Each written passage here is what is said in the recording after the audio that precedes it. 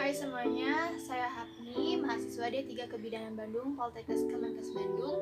Di sini saya akan membahas sedikit mengenai tips and trik dalam menghadapi ujian kompetensi bidan. Pertama, sediakan waktu yang cukup untuk melakukan persiapan uji kom, di mana artinya kita jangan sampai sakit pada hari H ataupun kelelahan, kurang tidur dan lain sebagainya. Jadi kita harus benar-benar mempersiapkannya ya, agar ujian pada hari H itu dilakukan dengan maksimal. 2. Latihan soal sesering mungkin tanpa bantuan orang lain ataupun melihat referensi terlebih dahulu. Setelah itu lihat skornya dan lakukan pembahasan melihat referensi, dan juga lakukan diskusi bersama kelompok agar memaksimalkan kita dalam memahami materi.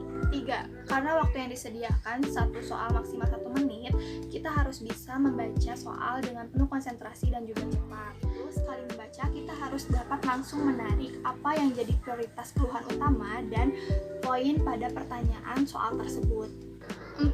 Jangan terpaku pada soal yang sulit, tapi prioritaskanlah untuk mengerjakan soal yang mudah karena tidak ada pengurangan bagi soal salah. Nah, jadi jangan sampai ada soal yang tidak terisi ya. 5. Biasakan untuk membaca semua option jawaban pada soal. Jangan langsung memilih satu jawaban karena di setiap option itu tidak ada jawaban yang salah. Hanya saja kita memilih yang paling tepat. 6. Lakukan tryout sesering mungkin karena semakin sering terpapar kita pada model-model contoh-contoh soal ujian kompetensi, semakin juga besar peluang kita untuk lulus ujian.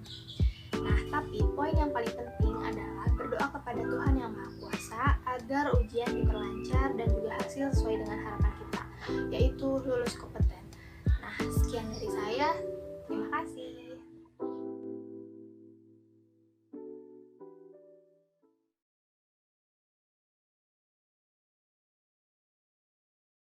Oke, sekarang kita masuk ke topik pembahasan.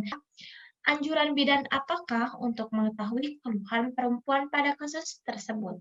Apa nih yang harus bidan anjurkan? Berarti kita harus mencari tahu dulu nih keluhannya apa. Nah, kita cari keluhan. Nah, di sini ada keluhan tidak haid kurang lebih 3 bulan dan selalu mual pada pagi hari. Kemudian di sini menggunakan pil KB tetapi tidak rutin karena lupa. Dan hasil pemeriksaannya TPT positif.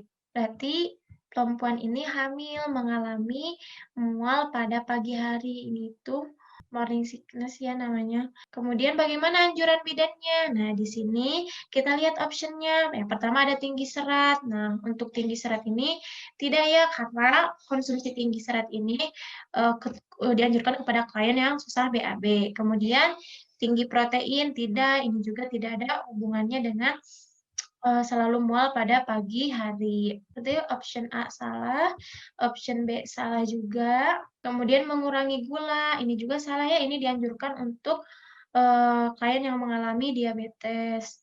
Kemudian mengurangi garam, nah ini juga salah karena ini dianjurkan untuk pasien yang mengalami preeklamsi atau eklamsi.